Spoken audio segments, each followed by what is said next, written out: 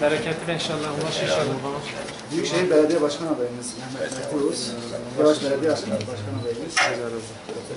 Baş inşallah da başlayacağız.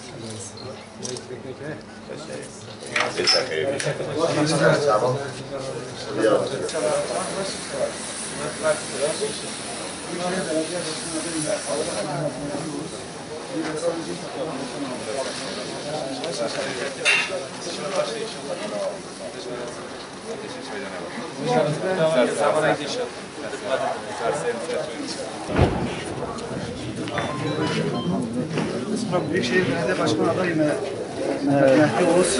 Memnun oldum. Ben de Ersoğan Sanatkarı orada başladım.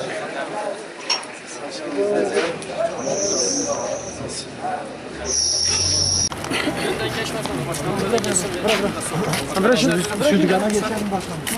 Ben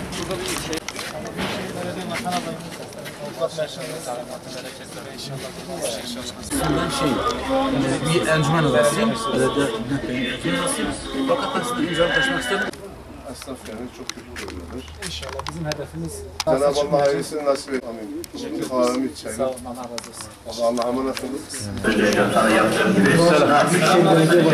Allah hayırlı kılmasın, Cenab-ı Hak çözdürmesin, Allah muvaffak etsin. Allah hayırlı kılmasın.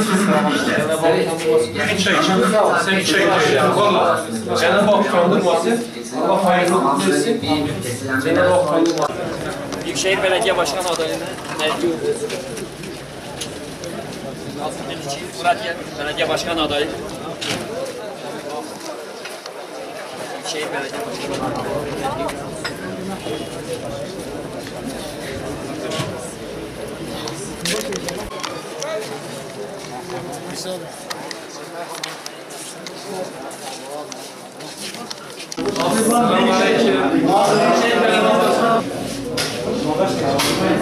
Kazım Bilgici Muradiye Belediye Başkan adayı.